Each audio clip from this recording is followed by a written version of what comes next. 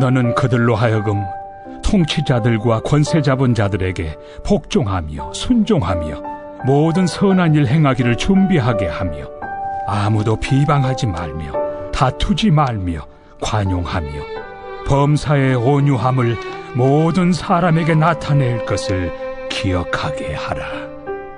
우리도 전에는 어리석은 자요 순종하지 아니한 자요 속은 자요 여러 가지 정욕과 행락의 종노릇한 자요 악독과 투기를 일삼은 자요 가증스러운 자요 피차 미워한 자였으나 우리 구주 하나님의 자비와 사람 사랑하심이 나타날 때 우리를 구원하시되 우리가 행한 바 의로운 행위로 말미암지 아니하고 오직 그의 긍휼하심을 따라 중생의 씻음과 성령의 새롭게 하심으로 하셨나니 우리 구주 예수 그리스도로 말미암아 우리에게 그 성령을 풍성히 부어주사 우리로 그의 은혜를 힘입어 의롭다 하심을 얻어 영생의 소망을 따라 상속자가 되게 하려 하심이라.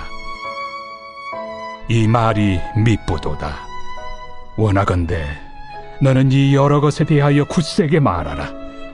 이는 하나님을 믿는 자들로 하여금 조심하여 선한 일을 힘쓰게 하려 함이라. 이것은 아름다우며 사람들에게 유익하니라. 그러나 어리석은 변론과 족보 이야기와 분쟁과 율법에 대한 다툼은 피하라. 이것은 무익한 것이요 헛된 것이니라. 이단에 속한 사람을 한두 번 훈계한 후에 멀리하라. 이러한 사람은 내가 아는 바와 같이 부패하여 스스로 정죄한 자로서 죄를 짓느니라.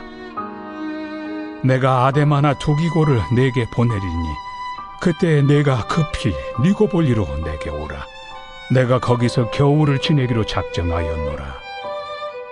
율법 교사 세나와 및 아볼로를 급히 먼저 보내어 그들로 부족함이 없게 하고 또 우리 사람들도 열매 없는 자가 되지 않게 하기 위하여 필요한 것을 준비하는 좋은 일에 힘쓰기를 배우게 하라. 나와 함께 있는 자가 다 내게 무난하니 믿음 안에서 우리를 사랑하는 자들에게 너도 무난하라.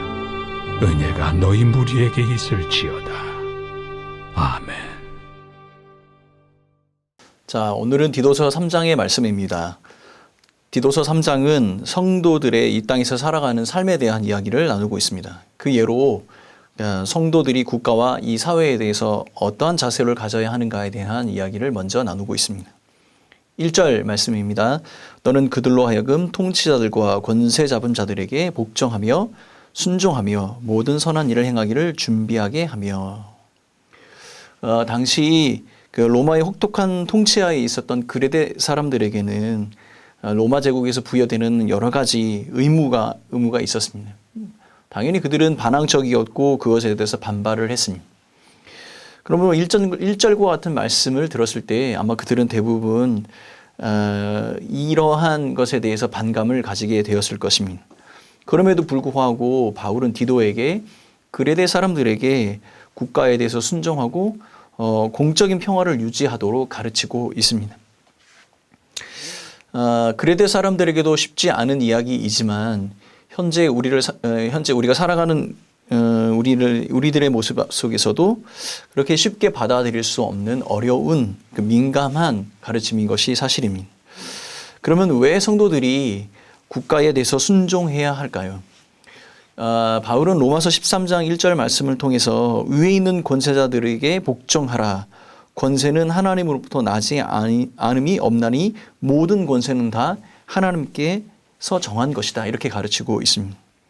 하지만 바울은 고린도 전서 6장 말씀에서 국가가 가지고 있는 그 권력의 부정적인 면, 악한 점이 있다는 것도 인정하고 말하고 있습니다.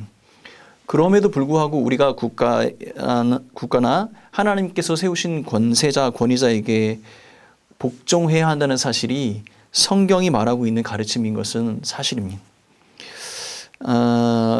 이와 같은 맥락에서 보았을 때 바울이 우리에게 요구하는 것은 무엇이냐면 국가나 세워진 권세자를 두려워하는 것이 아니라 그 국가와 권세자를 세우신 그 하나님을 두려워하는 그 마음으로 순종해야 함을 가르쳐 주고 있는 것입니다.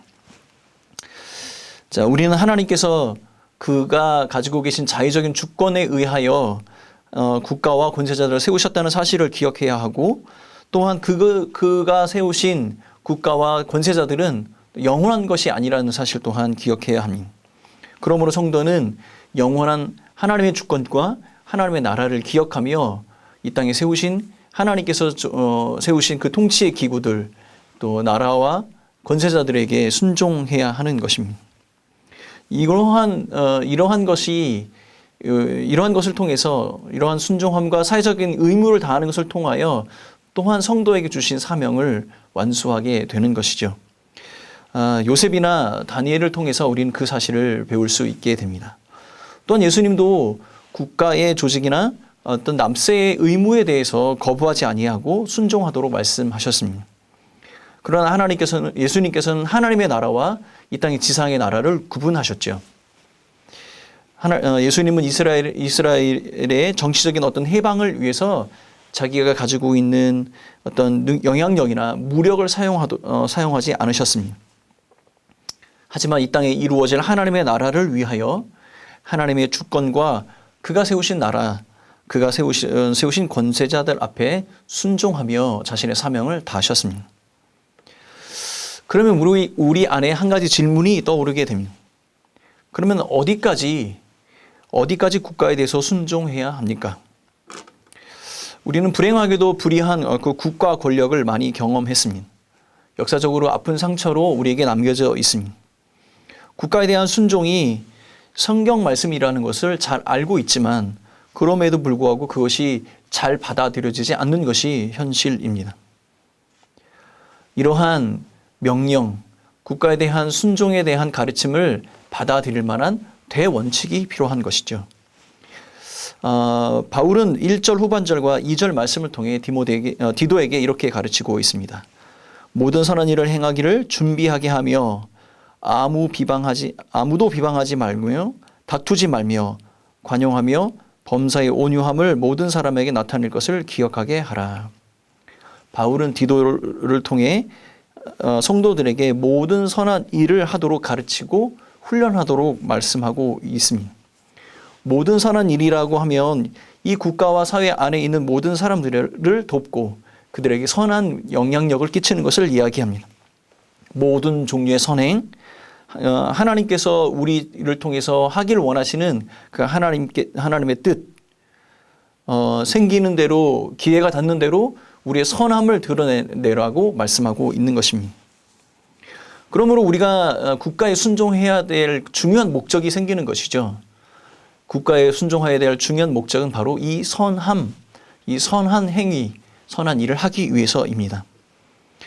약한 자를 돕고 생명을 살리고 사람을 복되게 하고 하나님께서 우리에게 맡겨주신 전도의 사명을 다하기 위해 우리는 국가에 복종하게 하여야 하는 것이죠. 그러므로 성도는 하나님의 말씀과 교훈하심에 항상 깨어 있어야 합니다. 무엇이 하나님께서 기뻐하시는 것이고 무엇이 하나님께서 원하시는 것이 알아야 우리는 그것에 대해서 순종할 수 있게 되는 것이죠. 내가 잘 알지도 못하고 내가 깨닫지 못하고 내가 행하지도 못하는 것을 기준으로 삼을 수는 없는 것 아니겠습니까? 그러므로 우리는 항상 하나님의 말씀에 깨어 있고 그가 원하는 것이 무엇이며 그가 이 나라와 이 땅 가운데 이루기를 원하시는 그의 공의가 무엇인지 우리는 알고 우리의 삶 가운데 드러낼 수 있어야 우리는 그것을 행할 수 있는 자격과 그것을 행할 수 있는 능력이 생기는 것입니다. 국가에 대한 순종이라는 어렵고 민감한 주제를 다루고 있습니다. 그러나 그때마다 우리는 예수 그리스도를 묵상하시길 바라겠습니다. 그리고 우리는 그 그리스도의 은혜 가운데 있는 자임을 기억해야 합니다. 3절 말씀입니다. 우리도 전에는 어리석은 자요, 순종하지 아니한 자요, 속은 자요, 여러 가지 정욕과 행락의 종노릇한 자요, 악독과 투기를 일삼는 자요, 가증한 자요, 피차 미워할 자였으나. 국가와 권세자들의 잘잘못을 비판하기 쉬운 우리도 그들과 같은 죄 가운데 있었던 사람들임을 기억해야 합니다. 우리도 그들과 별반 차이가 없다는 말씀입니다. 이러한 우리를 예수 그리스도의 그 자비와 사랑하심으로 구원받게 하셨음을 기억하고 하나님은 우리를 구원하셔서 또한 우리에게 사명을 주셨음을 기억하는 우리 모두가 되어야 하겠습니다. 그분이 그렇게 하신 것은 우리가 행한 의로운 일 때문이 아니라 그가 우리에게 베풀어 주신 은혜 때문임을 기억해야 합니다. 우리가 그런 큰 은혜를 입었기 때문에 또한 그가 우리에게 당부하신 그 일을 감당해야 할 의무가 있다는 사실을 또한 기억해야 하겠습니다. 하나님으로부터 받은 은혜가 항상 은혜를 기억한다면 마땅히 또 우리가 우리의 삶 가운데 드러내야 할 그의 의무가 있음을 기억해야 하겠습니다. 마태복음 18장에 보면 1만 달란트를 탕감받은 종에 관한 이야기를 읽을 수 있습니다. 이 이야기는 용서에 관한 교훈입니다. 근데 이 말씀 속에서 한 가지 배우자면 우리가 지킬 수 없는 말씀을 그 계명을 요구를 받았다면 또한 우리가 감당할 수 없는 은혜 가운데 있음을 기억하는 우리가 되어야겠습니다. 우리가 스스로 감당할 수 없는 큰 은혜 가운데 있음을 기억할 때 우리가 행할 수 없는 그러한 말씀을 요구받아도 그 말씀을 쉽게 행할 수 있게 되는 것이죠. 또한 우리가 받은 그 구원과 은혜가 크고 아름다움을 어떻게 드러내느냐? 그는 바로 행함으로 드러내는 것이죠. 우리가 받은 것이 있다면 그대로 행할 때 그 받은 것을 더 존귀하게 여기게 되는 것입니다. 또한 바울은 디도에게 강조해서 이렇게 가르치고 있습니다. 8절 말씀입니다. 이 말이 미쁘도다. 원하건대 너는 이 여러 것에 대하여 굳세게 말하라. 이는 하나님을 믿는 자들로 하여금 조심하여 선한 일을 힘쓰게 하려 함이라. 이것은 아름다우며 사람들에게 유익하니라. 마지막으로 바울은 이 선한 일에 관하여서 디도에게 그레데 성도들에게 열매 맺는 자가 되고 열매 없는 자처럼 살지 말도록 도우라라고 말씀하고 있습니다. 그들이 많은 열매를 맺기 위해서는 어떻게 해야 합니까? 특별히 한 가지 예를 들어서 가르치고 있는데 바울은 세나와 아볼로에게 베푸는 경제적인 지원을 디도 혼자서 감당하지 않고 온 교회 공동체가 함께 책임지도록 가르치라고 이야기하고 있습니다. 이 말씀은 무엇이냐면 디도에게 그들을 가르쳐서 그 가르친 대로 그대로 행함으로 열매를 맺고 그 열매 맺은 것을 통해 기쁨을 누릴 수 있는 기회를 제공하라고 말씀하고 있는 것입니다. 가르칠 뿐만 아니라 동참하고 행하여 배울 수 있게 하라라고 말씀하고 있는 것입니다. 말씀을 정리하겠습니다. 저희 집에는 저희 집 주방에는 두 자루의 칼이 있습니다. 가끔 칼이 잘 들지 않아서 저에게 칼을 갈아달라고 아내가 요청을 합니다. 참 신기하게도 숫돌에 몇 번 문지르지 않았는데도 음식하기 훨씬 수월하도록 칼이 날카롭게 잘 갈리게 됩니다. 아마 이 칼을 가는 숫돌의 경도가 아마 이 칼보다는 강한 것 같습니다. 사람은 자기 자신이 가지고 있는 이 관으로 살아갑니다. 주관, 가치관, 세계관. 인생의 연륜이나 경험이 많아지고 풍부해질수록 우리가 가지고 있는 이 관들은 굳어지고 단단해집니다. 이런 것은 그렇게 생각하고 그렇게 살아보면 이렇게 될 거야. 혹시 하나님의 말씀도 그렇게 바라보고 있지는 않습니까? 내가 이해할 수 있는 범위 안에서 생각하고 내가 행할 수 있는 범위 안에서 이해하고 나의 순종을 결정하는 그러한 모습을 가지고 있지는 않습니까? 여러분 국가에 대한 순종에 대한 이야기를 어떻게 느끼고 계십니까? 어쩌면 우리 삶 속에서 무뎌지는 마음과 생각을 연마하고 다듬을 숫돌과 같은 그런 것이 필요하지 않을까요? 우리의 연약함을 돌이켜서 선한 일을 하기 위해 순종하고 열매 맺기 위해 수고하는 그 애씀이 우리의 삶 가운데 있어야겠습니다. 그렇게 하자면 하나님의 말씀을 이해하고 그 하나님의 말씀 속에 깨어 있는 삶들을 살아가야 합니다. 또한 우리의 삶 가운데 그 말씀의 의미대로 살아가기 위해 노력하고 애쓰는 성도의 삶에 노력이 필요한 것입니다. 사랑하는 성도 여러분, 혹 우리가 말씀을 읽을 때 혹 그 말씀이 이해되지 않거나 어쩌면 이해됐다 할지라도 그 말씀대로 살아가기 힘겨운 경우가 있습니다. 그때 생각해야 할 것은 우리를 죄 가운데 구원하시는 하나님의 구원의 은혜가 우리가 받을 수 없는, 우리가 생각할 수 없는 것보다 크고 귀중한 것인 것을 기억하고 그 받은 은혜대로 살아가기로 다짐하고 결심하는 성도들이 되어야 하겠습니다. 이 말씀 속에서 배웁니다.